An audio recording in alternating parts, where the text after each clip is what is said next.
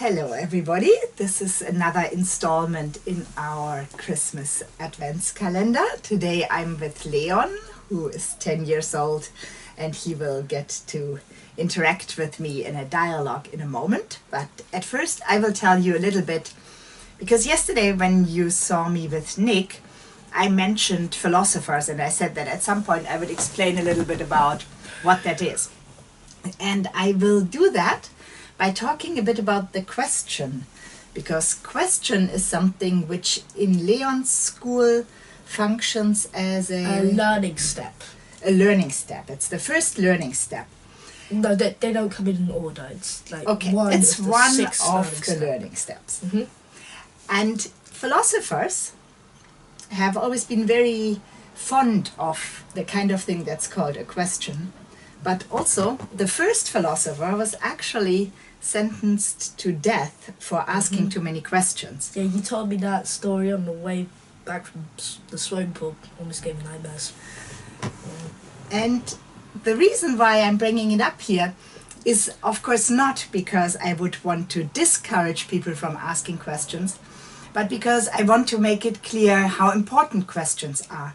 Because questions are so powerful, are so important, that the ancient Greeks, sometime before Christ was even born, thought that really somebody who asks too many questions is so dangerous that they would better sentence him to death. And that was Socrates, one of the first philosophers, the first philosopher who called himself philosopher, and who walked around in the streets of Athens asking lots of questions, especially to the young people. And he was then put in front of a court and accused of corrupting the youth, because basically he was making them think too much by making them question everything that the grown-ups thought was a set fact, like what is justice, or how should the state be ruled, or what happens to us after we die, or where do we come from. Those are questions which you basically can't answer. They're questions that really make you think. They're like questions that aren't really meant to be answered. There's something just to exercise your brain. Because they are the big questions. There was another philosopher, a German philosopher in the 20th century called Heidegger, who said that a human being is never an answer but a question. Because questioning seems to be very closely tied to how we are in the world. Now I'm going to turn myself into an alien, and that is because the stranger or the alien or somebody who looks different from how we are in the world is a good example for what questions are, because that's the kind of creature who makes us question the kind of things that we take for granted, the kinds of things that we take to be normal. And so I'm putting myself into this costume just to sort of make it more explicit that I'm going to be this questioning alien. Now this is definitely a bit of a challenge.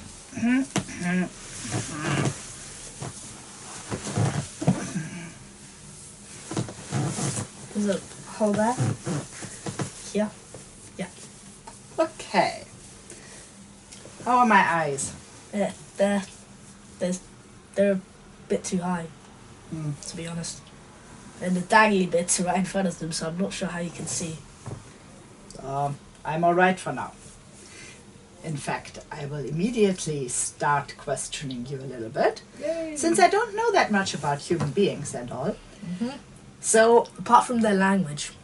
Yeah. And what a question is. Otherwise we have to imagine that there's somebody here with a really good translating machine doing it all straight away. Right there. Translating machine. Right behind the camera. So, Leon, I know that you have sometimes been interested in the meaning of life, which is one of those really, really difficult questions. Yeah, another big question.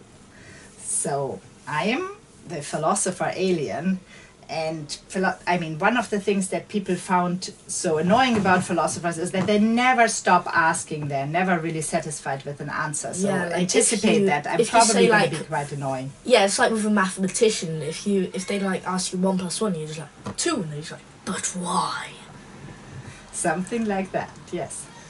So we'll just do a very short example because these things can go on forever and ever, no doubt, for thousands of years. So Leon, what do you think is the meaning of life? Um,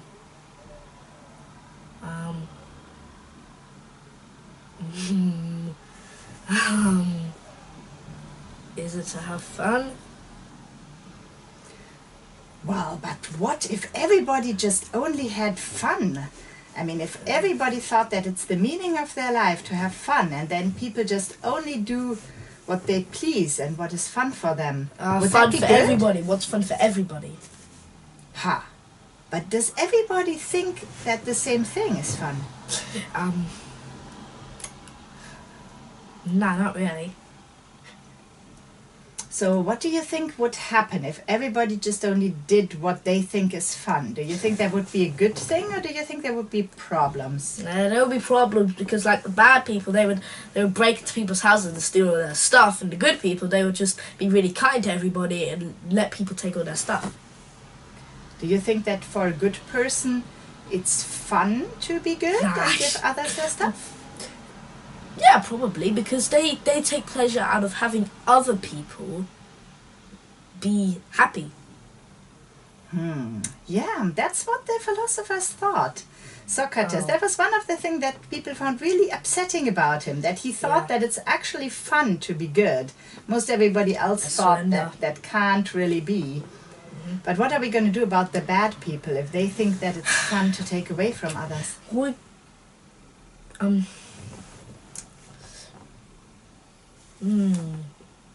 We're gonna say, bad people, it's not fun. What you're doing isn't fun. You need to have different fun, otherwise it's not fun. How are we going to convince them? By you're really annoying. By hooking them up to a special machine and then translating thoughts into their mind with a computer. Simple. We need to brainwash them, huh? Yeah. Or we could give them rewards. Maybe they will enjoy that. Like if we give them jobs and pay them for doing more of what we think they should be doing.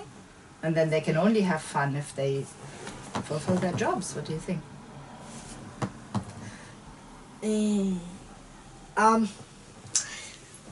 That wouldn't really work because you can't, because the good people, they would be, because it's kind of mean to pay people to be good. It's kind of mean because yeah, Because when somebody is really good, they should be good because they want to be good and not because somebody's going to give them money for it, huh? yeah, they should be good because they want to be good. So we just convince them. We just say it's your choice, and then they're So gonna be like, you know what? I want to be good. So we are going to have an easy time convincing the good people. Oh yeah, yeah. Do you Simple. think can we are literally going just to say, manage "Be to good." convince the bad people?